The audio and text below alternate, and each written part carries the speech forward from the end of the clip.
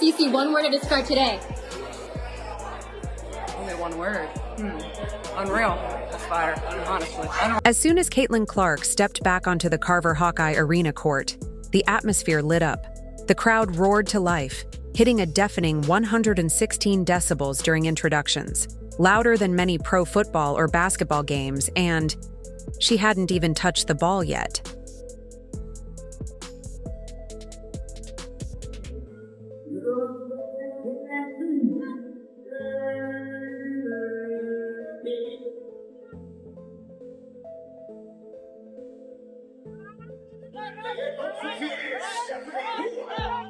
When Clark launched a 36-footer from the very spot where she once broke Kelsey Plum's NCAA scoring mark, the entire building seemed to shake. The months away hadn't dulled a thing. Her return was more than a game. It was a clear signal of what's to come in 2025. This video takes you through the unforgettable moments of that legendary night. If you're pumped for the upcoming season, drop a "fired up for the fever" in the comments. Let's get into... What does it mean to you to be going back to play at Iowa, but this time with your jersey in the rafters? Yeah, I'm super excited to go back and play at Iowa. Obviously a place that has meant a lot to me, and we've had so many amazing games inside that arena, so it'll be fun to be back in front of those fans, and honestly to get to introduce those fans to all my new teammates. And the Indiana Fever, I think, will be really special because they love supporting all of us. So yeah, I'm looking forward to it, and I know it's gonna be a special day. What does it look like when a hometown star returns after conquering the sport? Iowa City had the answer: pure frenzy. Fans began lining up outside Carver-Hawkeye hours in advance, not just to catch the action, but to watch the shoot-around, to breathe the same air as Caitlin Clark. The line snaked around the entire arena, with people waiting patiently in the spring sunshine, all for a preseason game that wouldn't count in the standings. What are you the most excited to show your teammates around campus? Honestly, I'm most excited to show them how cool Iowa City is. Like, people don't realize how good of a college town that place is. My teammates just expect it to be cornfields, but I'm like, no, it's one of the greatest colleges. So, yeah, downtown Iowa City is where it's at. So we'll give them a little tour, and I'm sure they're going to want to come back. 7 months off the court is a long stretch, and every minute of Clark's absence was noticeable. What would her first move be? A shot from the logo? As she stepped out, the crowd burst into cheers. It wasn't just noise, it peaked at 116 decibels during intros, louder than most playoff atmospheres or even NFL stadiums. All that for a preseason showcase. Yeah, getting to go back to Iowa, it's so exciting. I obviously haven't really been there much since I left about a year ago.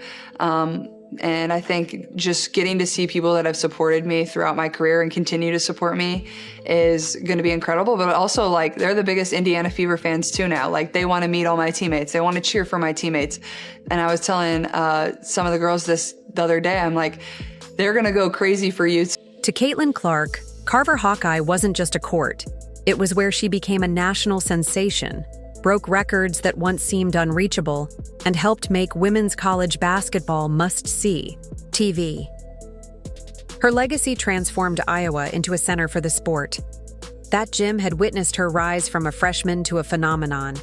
Fans were shelling out an average of $670 per ticket, not for a title game or regular season clash, but to be part of history. Some crossed state lines, others took days off just to be there for her return. Luck finding affordable tickets for the Indiana Fever preseason game against Brazil at Carver-Hawkeye Arena. Seats at the arena for the May 4th matchup between the Indiana Fever and Brazil were first offered to season ticket holders and a few top donors. It didn't take long for them to be gone. Even her teammates recognized the magnitude of the night.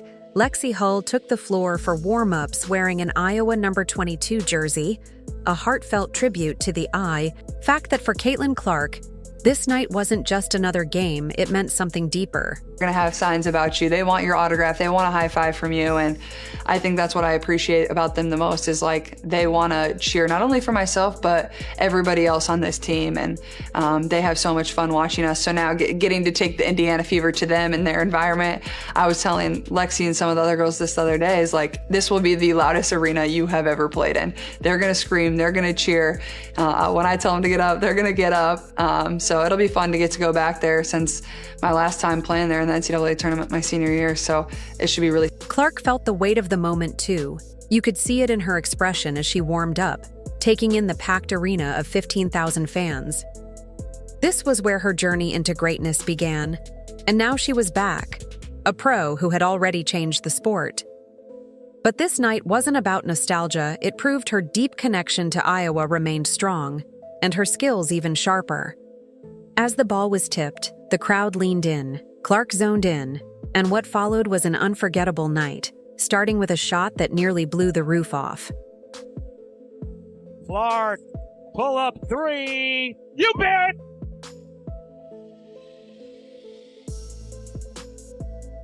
Some moments in sports go beyond the scoreboard, they tell a bigger story. Clark opened the game by draining a three naturally, but that was only the start. Late in the third, she stepped into a 36-footer with 25 seconds left on the clock, took 3 dribbles, and launched. It wasn't just another basket, it was her announcement. Caitlin Clark was officially back. Better looking possessions of the day for Brazil. Here's Clark. Wow! You bet! From beyond the logo! And a little point after. Right away, it was clear that Clark was slipping back into rhythm, the same calm, the same sharp court vision that made her a college legend, were fully intact. Her style was unmistakable, her passing on point, and her instincts as sharp as ever, not to mention that signature grin. Brazil's national team was already struggling to keep pace with the Fever's energy when Clark brought the ball over half court, eyes scanning the floor with that familiar intensity. The defense sagged, but as usual, not enough.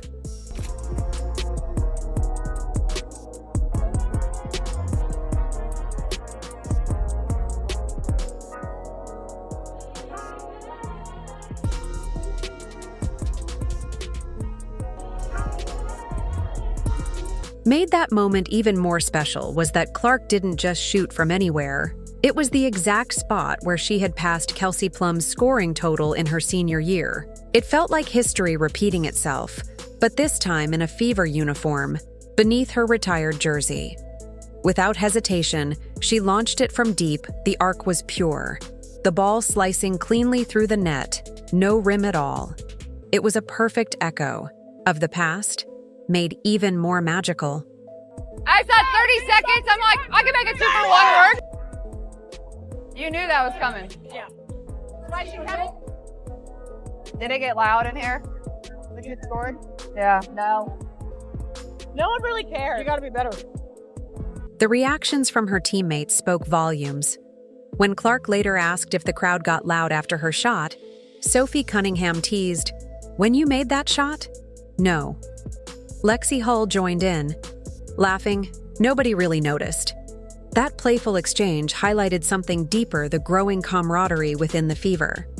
The crowd's roar peaked at 117 decibels, creating a palpable wave of energy that reverberated through the players. It wasn't just sound, it was pure, unfiltered joy from nearly 15,000 fans who had eagerly awaited that exact moment. Coach Stephanie White summed it up perfectly. The shot wasn't merely a boost for momentum, it was exactly what everyone had come to see. That's who she is. That's what she does, White said, encapsulating Clark perfectly. Yeah, I thought it was electric. It's what you've seen, whether it's from the outside on television or being here broadcasting, but to actually feel the energy. I mean, it is a thing when you talk about having a six man, so to speak. Crowd energy, it gives you a lift, it gives you a boost. It's why we all do what we do, like to feed into these kinds of environments. And so it was a lot of fun. That one shot encapsulated everything Caitlin Clark stands for: audacity, long-range shooting, a flair for dramatic moments, and an unbreakable bond with Iowa. Her logo 3 wasn't just a highlight, it was Clark sending a clear message that her magic hadn't stayed behind in college. As the net snapped clean, it became evident that her WNBA chapter would carry the same intensity. This wasn't just a return. It was a springboard for a team performance that showed the hometown star had only gotten better. I think it's hard to put into words like what exactly it means to me. It's almost overwhelming to a point. Like, I'm just very, very thankful to be able to come back to a place that continues to support me and see old friends that are having a great time getting to watch me do my thing, that don't play basketball anymore, that are just my friends, and spending time with them. Like, even though it was just dinner last night, like, it's just fun to come back here and like kind of feel like you're in college again in a way, but also it was a little weird like going in the locker room. The scoreboard showed 108-44, but the real story went beyond the numbers.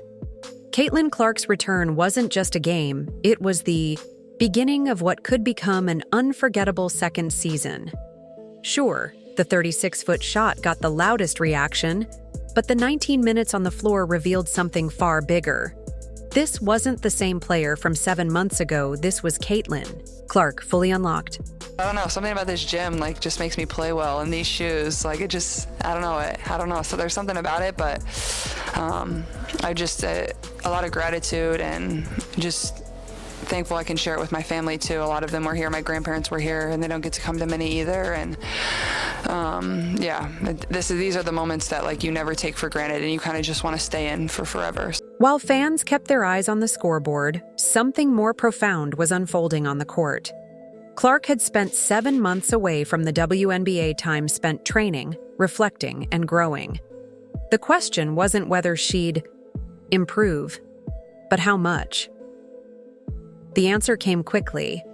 She appeared physically stronger, able to take hits in the paint that would have sent her tumbling the previous year.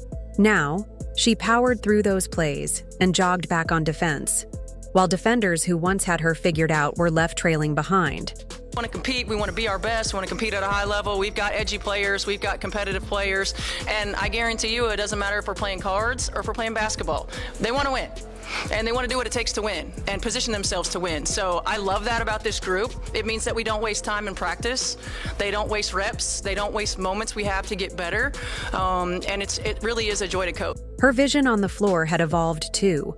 One pass stood out, a perfectly threaded ball between two defenders that found Aaliyah Boston for an easy layup. Another time, she spotted Kelsey Mitchell in the corner before Mitchell even realized she was open. The ball landed right in Mitchell's shooting pocket. 3 more points.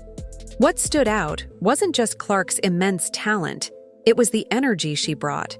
She celebrated every good play, cheered her teammates on, and pumped her fist when Boston grabbed a tough rebound. This wasn't someone just playing basketball. This was someone who had truly missed the game. Clark, pull up 3. You bet. Extra feed, Hall. Another. Lancio. Olsen. Some trickery behind the back.